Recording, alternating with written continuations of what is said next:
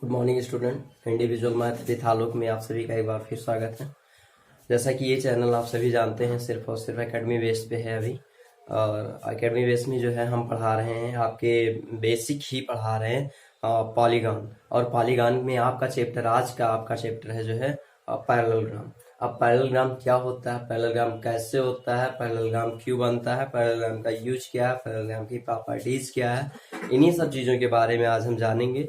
सबसे पहले तो हमें एक काम यही करना है कि हमारे चैनल को आप लोग लाइक कीजिए, सब्सक्राइब कीजिए, शेयर कीजिए जितना भी हो सके, क्योंकि जब तक आप शेयर नहीं करेंगे, जब तक आप सब्सक्राइब नहीं करेंगे, तब तक वो कॉन्फिडेंस जो आना चाहिए शायद वो ना मिल पाए। तो आप लोग अगर जो है सपोर्ट करना चाह रहे हैं हमें, तो थोड़ा सा बस यही हेल्प करनी है, आप सभी को हमारे चैनल को सब्सक्राइब करना होगा। तो चलते हैं आगे। अब बात आती है पैरेललोग्राम की। अब पैरेललोग्राम होते कैसे हैं, सबसे पहले हम जानते हैं पैरेललोग्राम के बारे में।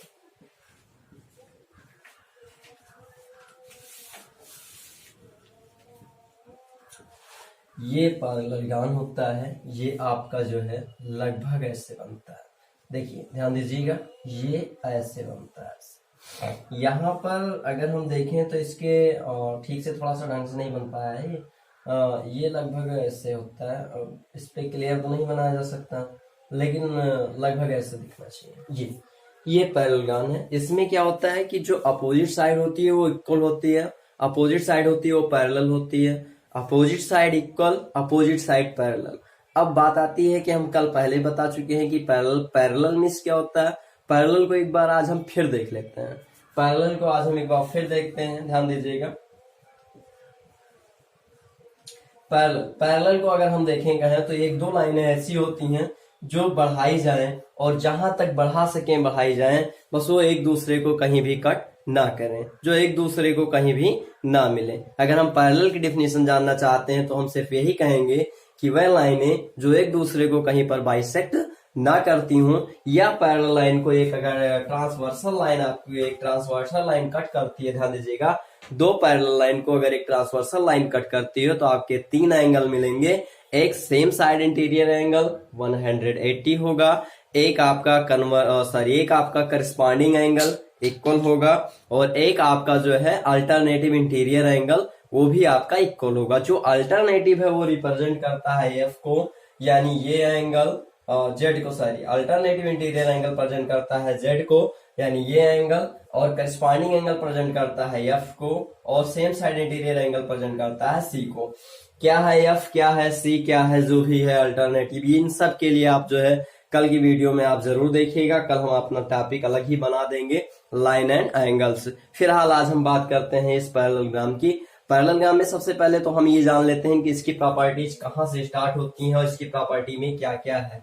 तो अगर हम फर्स्ट नंबर की बात करें तो इसके जो अपोजिट साइड है वो क्या है, इक्वल है। तो यहाँ पर लिखते हैं opposite side, opposite side are equal and parallel. तो ये तो बात आ गई अपोजिट साइड की, क्योंकि अपोजिट साइड का मतलब बस ये है कि ये इसके अपोजिट है। ध्यान दीजिएगा, ये इसके अपोजिट है और ये इसके अपोजिट है। अगर हम इसको लगाना चाहें बाई जो है, अगर हम इसकी बात करें बाई मार्किंग की बात करें, तो मार्किंग में आपका यही होगा कि ये जो है ये साइड जो है वो इसके पैरेलल है, और ये साइड जो है वो इसके इक्वल है। ये साइड जो है वो इसके पैरेलल है, और ये साइड जो है वो इसके इक्वल है। तो ये तो बात आ गई साइड की। अब आते हैं हम एंगल पे। एंगल में हमारा क्या कहता है कि अगर पैरेललोग्राम दिया है तो इसके अपोजिट एंगल्स जो होते हैं वह इक्वल होते हैं। ध्यान दीजिएगा, अगला आपका क्वेश्चन है, अगली आपकी प्रॉपर्टी नंबर 2 ये कह रहा है कि इसके जो अपोजिट एंगल होते हैं, अपोजिट एंगल वो भी होते हैं इक्वल। ध्यान दीजिएगा, इक्वल का मतलब बस ये है कि अगर ये x है तो ये भी आपका x होगा, अगर ये 2x है तो ये भी आपका 2x होगा। तो ये तो बात आ गई इसके अपोजिट एंगल के इक्वल होने की। तो दो प्रॉपर्टी आप देख चुके हैं, एक पैरेलल, एक साइड है, साइड आपकी इक्वल है और पैरेलल। फिर से सुनिए, अगर हमारी इस वीडियो को पूरा आप देख रहे हैं तो शायद इसे आपको ना रटना पड़ेगा ना याद करना पड़ेगा, वैसे दिमाग में बैठ जाएगा कि ये है क्या। फिर से एक बार रिवाइज करते हैं। अपोजिट साइड इसकी इक्वल है, अपोजिट साइड इसकी जो है पैरेलल है, और अपोजिट एंगल इसके इक्वल है। अब बात आती है इसके डायगोनल्स भी तो हैं, तो ये डायगोनल्स यहां से हैं और ये डायगोनल्स यहां से हैं। अब यही डायगोनल्स की अगर हम बात करें तो ये डायगोनल्स एक दूसरे को बाइसेक्ट करते हैं, तो लिखेंगे इट्स डायगोनल,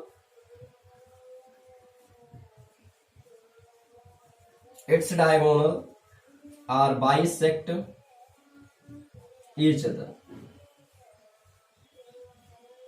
ध्यान दीजिएगा, इसके डायगोनल्स इक्वल नहीं होते हैं। आप पढ़ चुके हैं इससे पहले, स्क्वायर के डायगोनल्स इक्वल होते हैं, रेक्टेंगल के डायगोनल्स इक्वल होते हैं, लेकिन इसके डायगोनल्स इक्वल नहीं होते। इसके डायगोनल्स केवल बाइसेक्ट करते हैं। बाइसेक्ट करने का सीधा मतलब है कि जितनी दूरी यहां से इधर आएगी उतनी ही दूरी यहां से यहां, और जितनी यहां से यहां उतनी ही यहां से यहां, यानी ये इसके बराबर है और ये जो है वो इसके बराबर है, ऐसा ये कह रहे हैं। इसके डायगोनल जहां से काटते हैं, मध्य बिंदु से जहां भी काटेंगे वहां से दोनों तरफ की दूरियां इसकी इक्वल होंगी। इन्हें हम कहते हैं कि इसके डायगोनल्स जो है वो बाइसेक्ट करते हैं एक दूसरे को, है ना। आगे हम चलते हैं प्रॉपर्टी अगली। अब हम बात करते हैं कि इसमें क्या क्या और हो सकता है। एक तो इसके क्या है, सेम साइड इंटीरियर एंगल है। अगर हम इसे एंगल ए मान लें, इसे हम एंगल बी मान लें, तो ध्यान दीजिए अगर ये पैरेलल लाइन है तो ये जो है same side interior angle represent करते हैं। तो हम यहां पर लिख सकते हैं same side interior angle, same side interior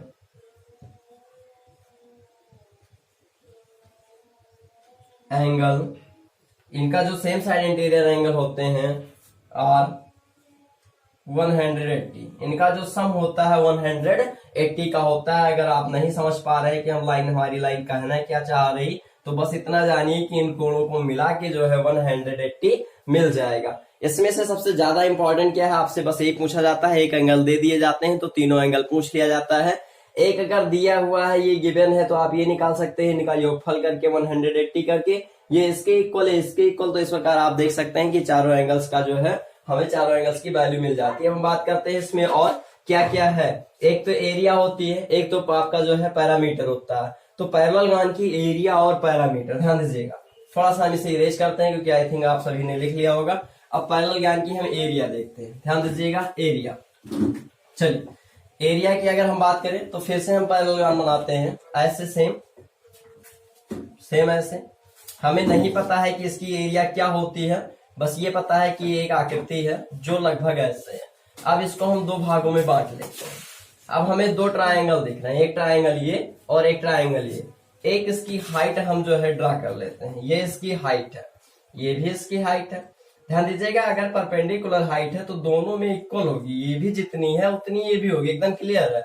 जो हाइट यहाँ है वही हाइट यहाँ है, क्योंकि लाइनें पैरेलल तभी होंगी जब जहां पर उनकी जो बीच की दूरियां हैं वो इक्वल हो, जो यहाँ है वही यहाँ है। तो आई थिंक हमें सबके समझ में आ रहा होगा कि अगर दो लाइन पैरेलल है तो इनके बीच की जितनी दूरी यहाँ होगी उतनी ही दूरी यहाँ होगी, ये चाहे जितनी दूर चली जाए, सब में यही कंडीशन रहेगी।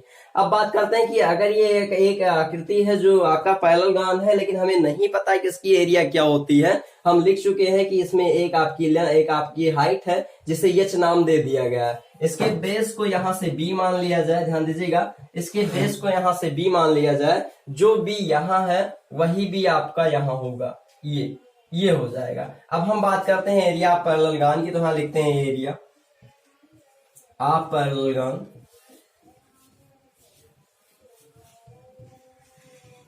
इक्वल टू, यहां पर हमें एक एरिया इसकी मिलती है ए बी और डी की, तो यहां पर फिर से लिखते हैं area of triangle A B D and, यानी प्लस लगा देंगे, और इसकी हम बात करते हैं तो ये आपकी हो जाएगी area of triangle B C D.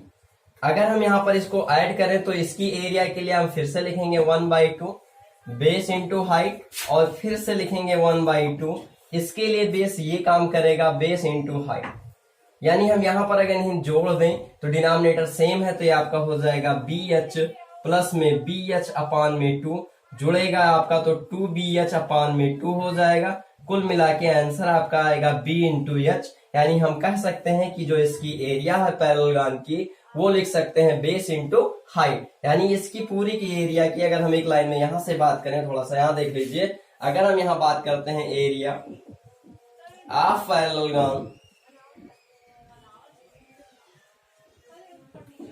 Parallelogram, तो हम यहाँ पर लिख देते हैं base into height, base into height. अब हम आगे बात करते हैं बेस इंटू हाइट के बाद की बात करते हैं। ध्यान दीजिएगा, एरिया जो पैरेललोग्राम की है वो बेस इंटू हाइट होती है, जो हम ऐसे निकाल सकते हैं। अब यहाँ पर बात आती है कि बाई चांस मान लीजिए कि आपको ये ना पता हो कि ये जो है इसमें क्या क्या और लग सकता है। जैसे कभी कभी ये आ जाता है कि जो दो रेखाएं जो पैरेलल दी हैं उनके बीच के क्षेत्रफल इक्वल होते हैं। दो ट्रायंगल जो होते हैं वो इक्वल क्षेत्रफल के होते हैं। एकदम क्लियर है। अगर दो रेखाएं समांतर हैं और उन्हें एक तिर्यक रेखा बाइसेक्ट कर रही है या बाइसेक्ट या कर रही है, ट्रांसवर्सल लाइनें कह सकते हैं, तो इस प्रकार जो क्षेत्रफल बनता है वो दोनों क्या होते हैं, इक्वल होते हैं। अगर कहीं पैरेलल लाइनें या सीधे कह सकते हैं दो पैरेलल लाइन के बीच में बने क्षेत्रफल समान होते हैं। कब? जब उनके आधार सेम हो। तब इनके आधार हम देखते हैं कि जो आधार ये है वही आधार ये है, तो जितना क्षेत्रफल इसका होगा उतना ही क्षेत्रफल इसका होगा।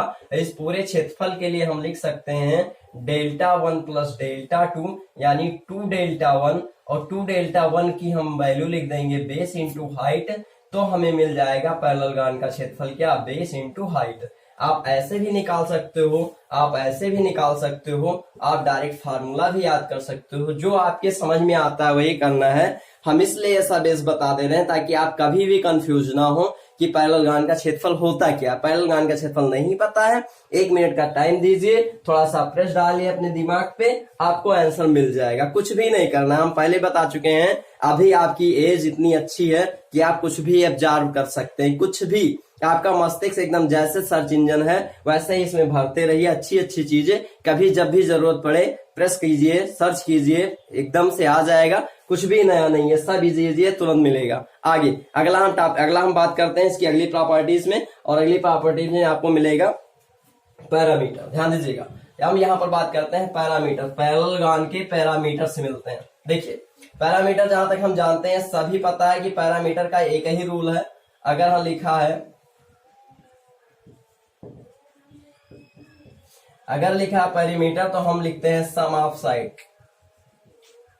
सम ऑफ साइड। और फिर से ट्रायंगल, फिर से अगर ये बना हुआ है पैरेललोग्राम, तो यहां पर ध्यान दीजिएगा ये बी है, ये ए है, तो ये भी बी है और ये भी ए है। क्यों? क्योंकि ये इसके बराबर है और ये इसके बराबर है। तो आप सम ऑफ साइड में आप जाएंगे बी इंटू बी प्लस में ए प्लस में बी प्लस में ए, यानी यहाँ पर 2b और 2a होगा।